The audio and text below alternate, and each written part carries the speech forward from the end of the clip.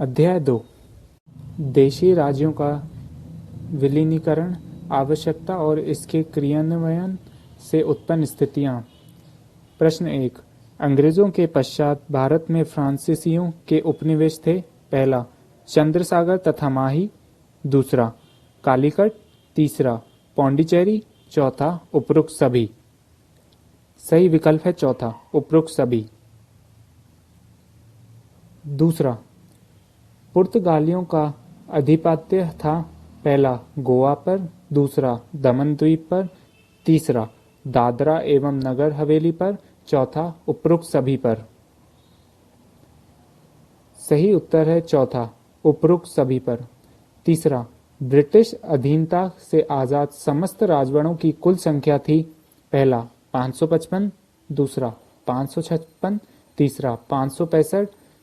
चौथा, 665।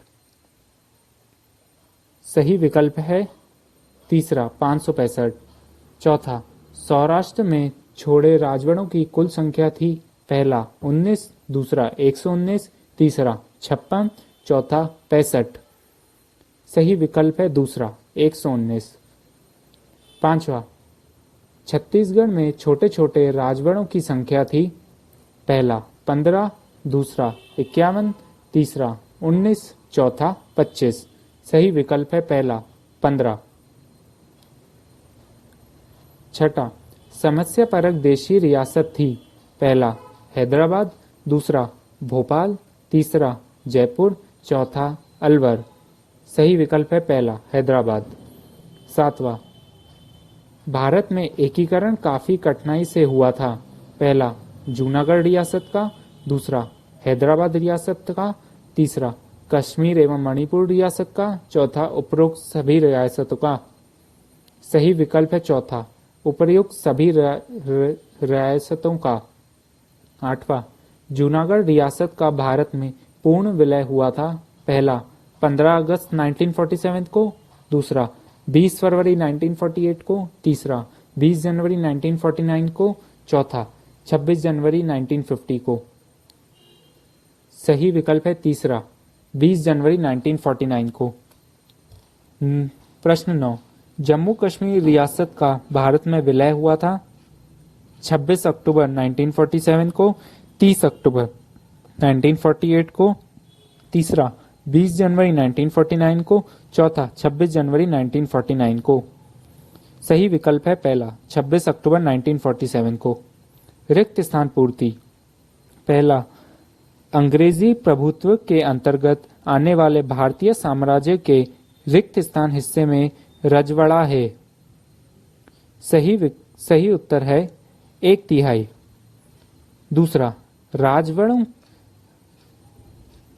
दूसरा, रजवाड़ों के एकीकरण का फैसला लेने का अधिकार रिक्त स्थान को दिया गया था। उत्तर, राजाओं। तीसरा, सर्वप्रथम रिक्त स्थान के राजा ने अपने राज्य को आजाद रखने की घोषणा की। तीसरा, सर्वप्रथम रिक्त स्थान के राजा ने अपने राज्य को आजाद रखने की घोषणा की। उत्तर, त्रावणकोर। चौथा, हैदराबाद के निजाम में शासन में सर्वाधिक जुल्म का शिकार रिक्त स्थान हुई। उत्तर, महिलाएं। पांचवा, जूनागढ़ की रियासत चारों तरफ से रिक्त स्थान से घिरी हुई थी। उत्तर, भारतीय भूभाग। छठा, भारत की सबसे बड़ी रियासत रिक्त स्थान थी। उत्तर, हैदराबाद। निम्नलिखित का उत्तर असत्य असत्य में दीजिए। पहला, रजवाड़ों के शासक अपनी प्रजा को लोकतांत्रिक अधिकार नहीं देना चाहते थे। उत्तर, सत्य। दूसरा, अधिकांश रजवाड़ों का शासन लोकतांत्रिक तरीके से चलाया जाता था। उत्तर, असत्य। तीसरा, 35% हिंदू जनसंख्या वाले हैदराबाद के निजाम के ब्रिटिश शासन से विशेष संबंध थे। उत्तर, सत्य। चौथा, भोपाल के नवाब संविधान सभा में सम्मिलित होना चाहते थे। उत्तर, असत्य। पांचवा, जूनागढ़ की रियासत गुजरात प्रांत में स्थित थी। उत्तर, सत्य। छठा, स्वतंत्र भारत में राज्यों को 4 श्रेणियों में विभक्त किया गया था। उत्तर सत्य। सही जोड़ी बनाइए। पहला, मणिपुर रियासत। उत्तर, बोधचंद्र सिंह। दूसरा, हैदराबाद का निजाम। उत्तर, उस्मान अली खान। तीसरा, जूनागढ़ रियासत के दीवान। उत्तर, शाहनवाज भुट्टो। चौथा, 26 छोटे छोटे रजवाड़े। उत्तर, उड़ीसा। पांचवा, 14 बड़े रजवाड़े। उत्तर, सौराष्ट्र। छठा, राजस्थान संघ। उत्तर, मेवाड़ और राजस्थान की देशी रियासतें। निम्नलिखित का उत्तर एक शब्द या वाक्य में दीजिए। प्रश्न 1, हैदराबाद के निजाम के दमनकारी शासन से मुख्यतः कौन दुखी था? उत्तर, तेलंगाना क्षेत्र के किसान। प्रश्न 2, निजाम द्वारा जन आंदोलन को दबाने हेतु भेजे गए अर्धसैन्य बल को किस नाम से जाना जाता है? उत्तर, रजाकर। प्रश्न 3, निजाम के रजाकारों ने मुख्यतः अपना निशान किसे बनाया? उत्तर, गैर मुस्लिमों को। प्रश्न 4, हैदराबाद का भारत में विलय कब हुआ? उत्तर, 1948 में। प्रश्न 5, हैदराबाद मुस्लिम रजाकरों के नेता का नाम था? उत्तर, कासिम रिजवी। अति लघु उत्तरीय प्रश्न। प्रश्न 1, देसी रजवाड़े जूनागढ़ में कौन कौन सी जागीरें सम्मिलित थी? उत्तर, देशी रजवाड़े जूनागढ़ में मनसबदार, बाबरियाबाड़ एवं मंगरोल जागीरें सम्मिलित थी। प्रश्न 2, इंस्ट्रूमेंट ऑफ एक्शन विलय पत्र क्या था? उत्तर, रजवाड़ों के भारतीय संघ में विलय के सहमति पत्र को इंस्ट्रूमेंट ऑफ एक्शन कहा जाता था। प्रश्न 3, अगस्त 1947 में ब्रिटिश प्रभुत्व वाले भारतीय प्रांत तथा देशी रजवाड़े पर किसका प्रभुत्व था? उत्तर, अगस्त 1947 में ब्रिटिश प्रभुत्व वाले भारतीय प्रांतों पर अंग्रेजी सरकार का सीधा नियंत्रण तथा छोटे बड़े देशी रजवाड़ों पर राजाओं का शासन था। प्रश्न 4, जूनागढ़ रियासत के दीवान का क्या नाम था? उत्तर, जूनागढ़ रियासत के दीवान का नाम शाहनवाज भुट्टो था। प्रश्न 5, स्वतंत्रता के समय हैदराबाद का निजाम कौन था? उत्तर, उस्मान अली। प्रश्न 6, सरदार वल्लभ भाई पटेल को भारत का बिस्मार्क क्यों कहा जाता है? उत्तर, सरदार पटेल के अथक परिश्रम तथा समझदारी के साथ भारत के एकीकरण को भौगोलिक, आर्थिक एवं राजनीतिक दृष्टिकोण से पूर्ण किया, अतः उन्हें भारत का बिस्मार्क की उपमा दी गई। लघु उत्तरीय प्रश्न। पहला, देशी रियासतें ने विलीनीकरण की क्या आवश्यकता थी?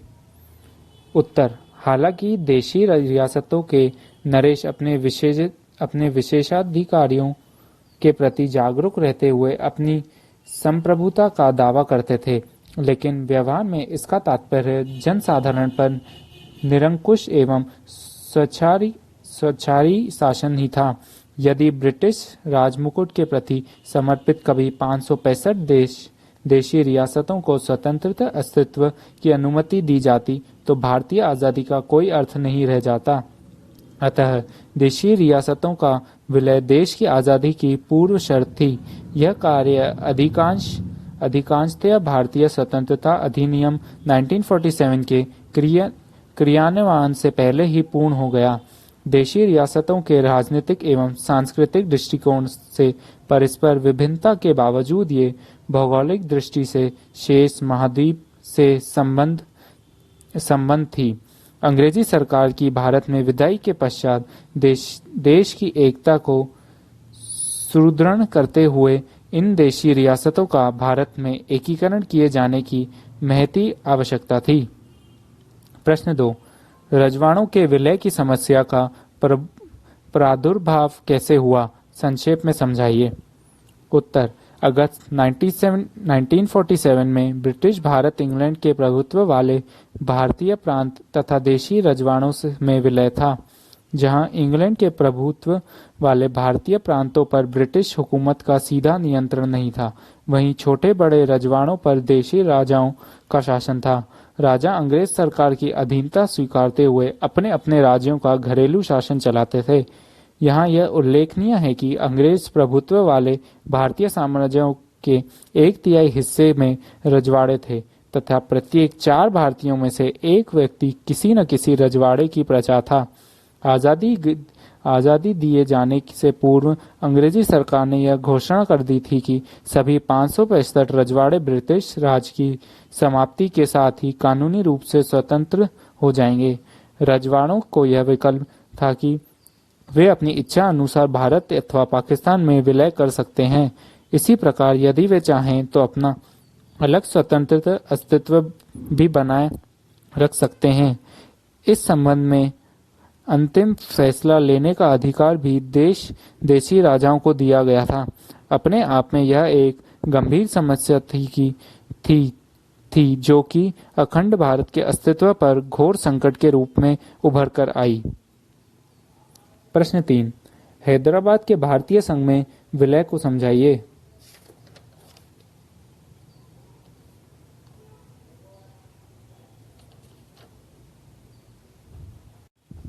इसका उत्तर हम दीर्घ प्रश्न संख्या 4 के उत्तर के साथ देखेंगे।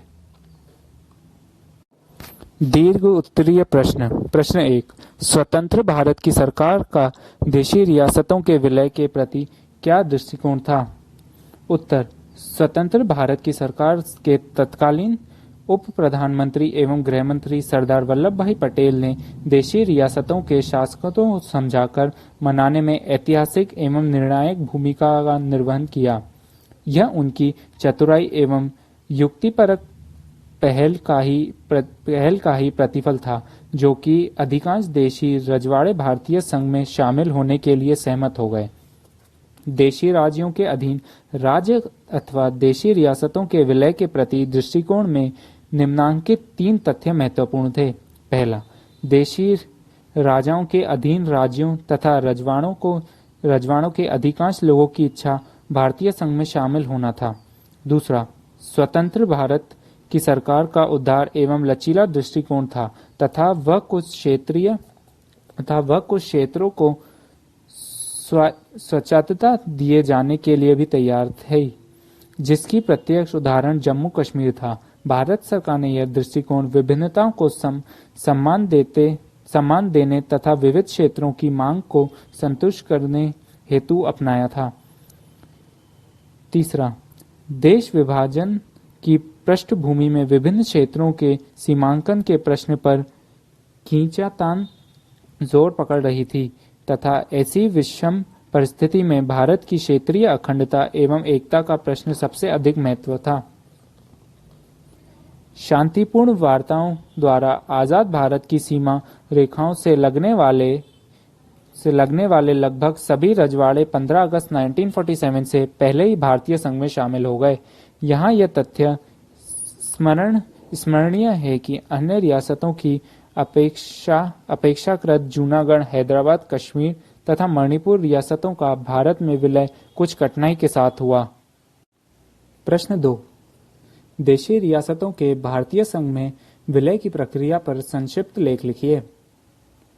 उत्तर, 3 जून 1947 को ब्रिटिश भारत की आज़ादी की घोषणा 2 राष्ट्रों भारत तथा पाकिस्तान के रूप में की गई थी।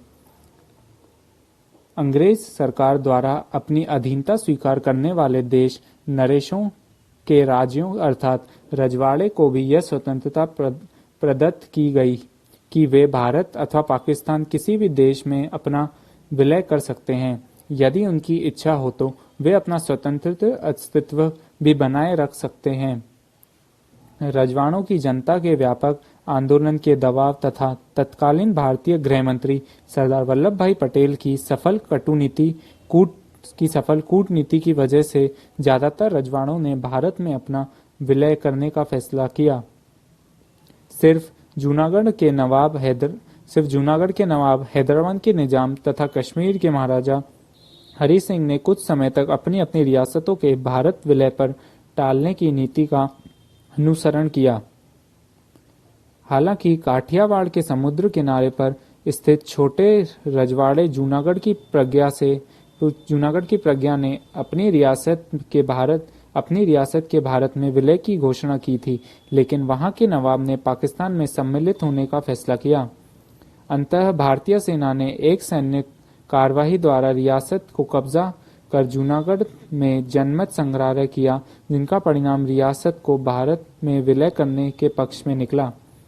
हैदराबाद के निजाम ने भी अपनी रियासत को आज़ाद रखने का प्रयास किया, लेकिन वहां तेलंगाना क्षेत्र में हुए आंतरिक विद्रोह तथा भारतीय सैन्य बलों के पहुंचने के बाद हैदराबाद भी 1948 में भारतीय संघ में सम्मिलित होने को बाध्य हो गया। कश्मीर के महाराजा हरि सिंह ने भी अपनी रियासत के भारत अथवा पाकिस्तान में सम्मिलित होने के फैसले लिए, जहां वे काफी समय लगाया। उस समय कश्मीरी जनता का नेतृत्व नेशनल कॉन्फ्रेंस द्वारा किया जा रहा था, जो कि कश्मीर के भारत में विलय की प्रबल हिमायती थी। अक्टूबर 1947 में सशस्त्र पठान कबीलों तथा अनियमित फौजी दस्तों के हमले के बाद महाराजा हरि सिंह ने भारत से सैनिक सहायता करने की अपील की, जिसे भारत ने इस शर्त के साथ स्वीकार किया कि उसे रियासत का भारत में विलय करना होगा। इस प्रकार 26 अक्टूबर 1947 को महाराजा हरि सिंह द्वारा कश्मीर के भारतीय संघ में सम्मिलित होने के समझौते पर हस्ताक्षर कर दिए। प्रश्न 3, जूनागढ़ की रियासत के भारत में विलय में भारत को किस प्रकार की दिक्कतों का सामना करना पड़ा? संक्षेप में लिखिए।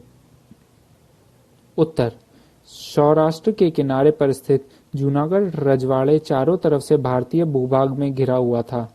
जूनागढ़ के बहुसंख्यक लोग हिंदू थे, परंतु यहाँ के नवाब महावत खान ने 15 अगस्त 1947 को अपनी रियासत के पाकिस्तान में विलय की घोषणा कर दी। पाक ने इस देशी रजवाड़े का अपने में विलय तुरंत ही स्वीकार कर लिया, परंतु राज्य के निवासियों ने इस फैसले के खिलाफ विद्रोह का बिगुल बजा दिया। रियासत में फैली अराजकता से स्थिति इतनी भयानक हो गई कि शासक का जीवन खतरे में पड़ गया तथा उसने भयभीत होकर पाकिस्तान में शरण ली। रियासत के लोगों ने एक तात्कालिक सरकार का गठन किया।